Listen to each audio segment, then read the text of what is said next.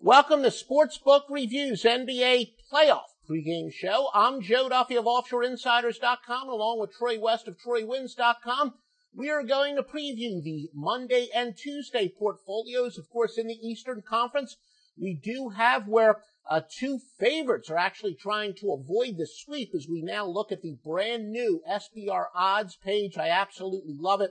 If you have not checked it out, it's still in beta format, but fantastic. You'll never get screwed by a line move. Of course, I'm an old man, but let's see if my eyes work good enough. Boston and Philadelphia. Philadelphia, despite being down 3-0, laying 6.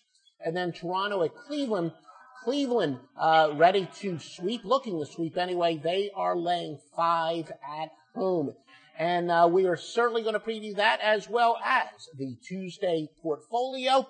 Troy, what are you liking on the Monday card? Yeah, Joe, I'm going to be straight up with you. I'm actually more intrigued with what you have to say today, and that's one reason and one reason only. When these games get to 3-0, it really, to me, is a crapshoot. I mean, you get a team like Toronto. Let's be honest. Toronto let Game 1 get away from them. Game 2, they played a very bad basketball game. And then Game 3, they fought till the end, only to come up short once again to LeBron James and the Cleveland Cavaliers. So they're down 3-0. You got to wonder, with guys like DeMar DeRozan, guys like Kyle Lowry, these veterans, are they going to show up and try to make this a series? It's obviously never happened. Could it happen in this series? Very highly unlikely. I think the line's about where it should be.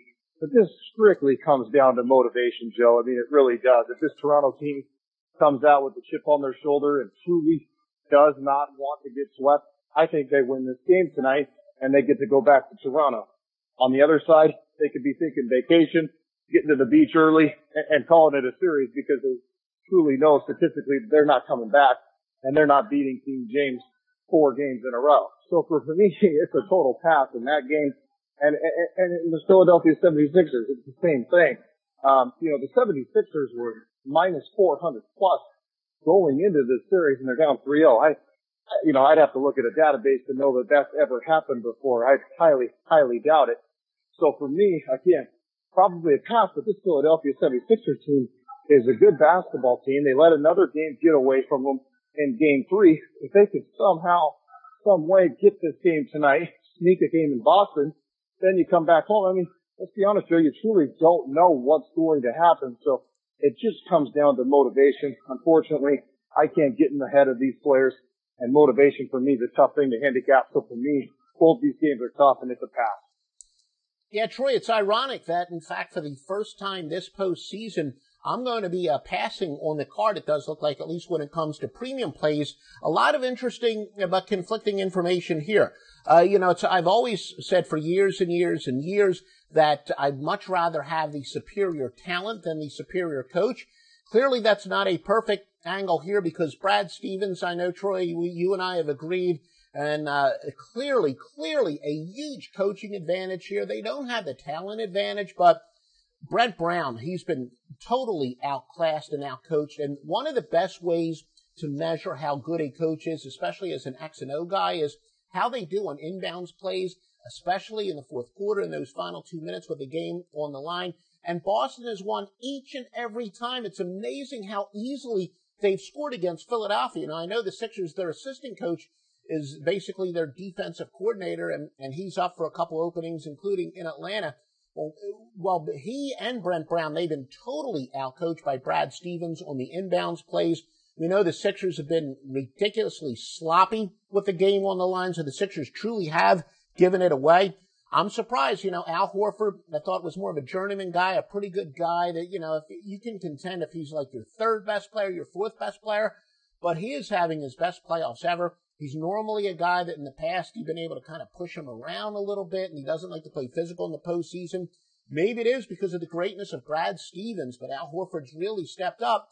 And we talked about the Sixers' 2 young players, and of course, Donovan Mitchell in Utah. How about Jason Tatum? The Sixers are going to regret this trade for years. Yeah, I know it's too early to kind of write the obituary on Markelle Fultz's career, but I do think there's a lot of reason to believe that he's never going to be the player that he is because of, more some precedent set in baseball, but that's kind of another discussion altogether. But as far as him losing his shot and whether or not he's going to be able to regain it. But yeah, Jason Tatum has been spectacular for the Celtics as well.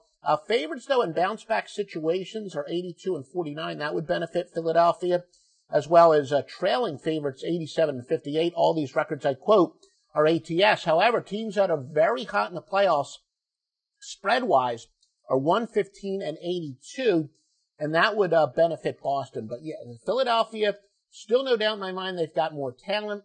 Boston, much better coaching, clearly have more heart. I mean, I haven't really looked at the loose ball statistics, but it seems that, and especially in the fourth quarter, the Celtics have really beaten Philadelphia to every loose ball. That has to do with effort, maybe coaching as well. Toronto and the Cavs, look, all along, I've never been a big fan of guys who miss a lot of shots, and that's been the case with DeMar DeRozan and Kyle Lowry throughout their career. And I looked up their stats. DeMar DeRozan shooting only 43.6%. Career-wise in the playoffs, 44.8. Kyle Lowry is very good this year, 52.3, but only 42.5 for his career in the postseason. Now let's compare that to the great LeBron James. He's scoring 54.7. Now obviously LeBron's not scoring all his points from outside where DeRozan and Lowry are, so, in a sense maybe he should have a higher shooting percentage, but again, 50.4% in his career compared to DeRozan 44.8 and Lowry 42.5. That's why I said, guys like Pete Maravich and Allen Iverson among the most overrated players ever in NBA history. Why? Because they miss too many shots, and that's really the problem with Toronto. As far as what the computer says, two quality teams go against a team off a competitive loss to a quality foe. That would be 53 and 14. That would favor Cleveland, by the way. That's both regular season and postseason, but including the postseason when you're talking about a same series, 13 and 7, so that would also favor the Cavs. It says go against a quality team off of a difficult loss. And look, give Toronto credit. They did show, a little bit of fight. Looked like they were going to get blown out the last game. They did show some fight, and maybe there is something to be said about that. Going on teams with reverse streaks, one team on a losing streak, another one on a winning streak. This includes the regular season 503-382. That would benefit Toronto. It holds up in the postseason at 79 and 53. Now, here's a mind-boggling one. The better team, at least based on winning percentage, the better underdog, 18 and 1, off of a loss under some circumstances that do apply tonight. So yeah, when you have the far superior team, that is when there's at least a 6-game difference in the win column, including the postseason, yeah, the better underdog is the good play. And again, whether or not they're truly better, but based on winning percentage, they are. But some momentum angles favor the Cavaliers as well.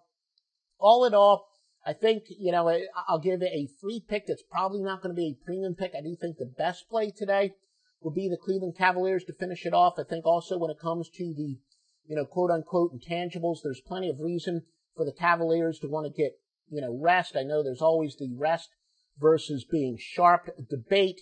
But, in the case of LeBron James, who's as close to being a one-man team, I've said I think he's got a better supporting cast than people give him credit for. But still, for the most part, look, it's LeBron or bust. And LeBron needs the rest. So I do think Cleveland, I will give that out as an actual free pick here on the video. They are the good bet. Now let's take a look at those odds for the games for Tuesday. So do scroll down a little bit. Utah and Houston. Houston, a 12-point favorite. New Orleans and Golden State. Golden State is laying 11.5. And as I said, in both of these cases, the favorite teams are trying to close out this series. And they're trying to close out this series as they're each up 3-1. There we go. Let's switch back to my camera. But I love that SBR odds site. Make sure you check it out. Troy, what do you like for the Tuesday portfolio? Yeah, Joe, both these series are kind of going exactly how I thought they'd go. I thought, the Pelicans may get a game or two, and I thought Utah may get a game or two. But, both teams, Houston just absolutely dominated Utah in Utah. Like I said, that's never an easy place to go play, especially in the playoffs, and the way they did it and the fashion they did it, truly amazing. I would not be shocked to see Houston get one more blowout win tomorrow and close that series out. They are clicking on all cylinders, and I am really looking forward to that Houston Golden State series. I think that's going to be a much better series than we anticipated. You and I both are in agreement that the Golden State Warriors are far and away the best team in the NBA and likely going to win another NBA championship. But what Houston's shown in these last two games is don't sleep on them. I mean, Chris Paul putting up 27 last night, Harden matching them to 24. They're great down in the post, and they have dominated a good Utah basketball team in Salt Lake City. So for them to close it out tomorrow, I would not be shocked. And then moving on to the Golden State game, same type of deal. I think the Pelicans are kind of in that reality check after yesterday's blowout that this series is all but over. And I think Golden State gets it done in Oracle. So, it's a lot of points, Joe. It's a lot of points, and I don't like laying that many points because I would not be shocked to see the underdog cover. But I got to go with the home favorites in these games to close out the series. Yeah, the Jazz and Houston going as the angle that I told you about, essentially going with teams in reverse streaks, going with a colder team, including the regular season, would benefit Utah.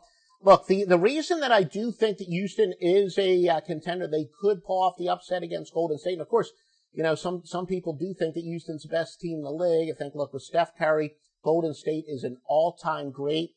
That's why I think Golden State should be the heavy favorites when these teams do meet in the conference finals as we were expecting. But still, the big difference for Houston, they've been playing so much better defense. Some of you may have heard of the so-called Ewing theory, and I think it was Geralibus Vulgaris, who's a professional gambler. I believe he's the one who came up with it. But essentially, when a team loses their overrated superstar, start betting on that team. Now, Dwight Howard's been going for a couple years, but anybody who watches my videos or gets my premium plays, I think the two most overrated players currently in the game, I know I used the term earlier for Toronto's 2 stars, but the two most overrated players, all-time overrated players, would be Milo Anthony and Dwight Howard. If you want to make your team worse, get one of those guys. If you really want to make your team a major disappointment, get both of them. So I think Houston got better once they finally got rid of Howard, but especially now Clint Capella's really, really emerged. I know that Hakeem Olajuwon's been tutoring him personally. Houston is so much better defensively. And look, Dwight Howard maybe he's a more talented player, but Capella clearly fits better into the chemistry here. And look, Houston themselves, James Harden, we've seen some low-light films where Harden in previous playoffs has really been lackadaisical on defense. I know that during the offseason, he showed a lot more determination, and Houston showing a lot more defensive intensity because, just the defensive intensity too, but Capella's really been another one of those players who has emerged. We talk about Ingles for the Utah Jazz. He emerged, very late in his career, but Capella, a younger player, really is establishing himself as a star. And that's why Houston, I do think, could give Golden State a run for the money, and it will probably be an interesting series, although I think Golden State will win it and win the NBA championship. But boy, Capella has really emerged big time. Pelicans and the Warriors, not much to say about that. I will say for both Houston and the Warriors, I've discussed before how the zigzag theory that although historically it had done fairly well, we're betting on the teams that lost the previous games been pretty good.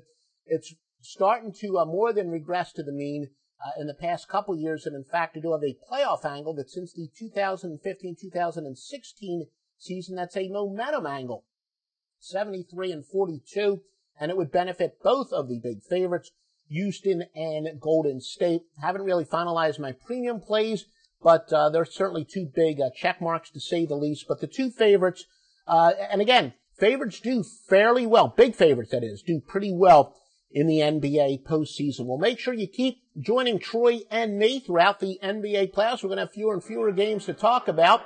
I wouldn't be surprised if the next time we talk that at least, maybe all these series will be done. So we'll check the NBA schedule, see if these series ends as far as when our next broadcast will be. But Troy, why don't you tell them what they can get at TroyWins.com?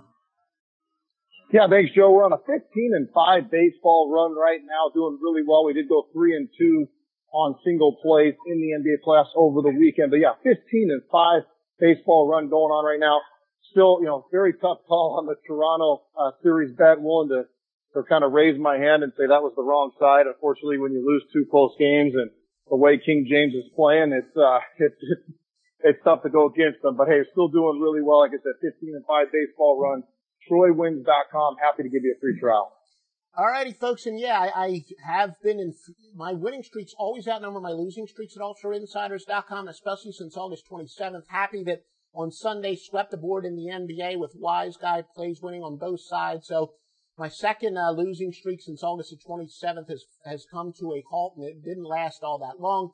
Things continue to be great at offshoreinsiders.com. Got NHL plays.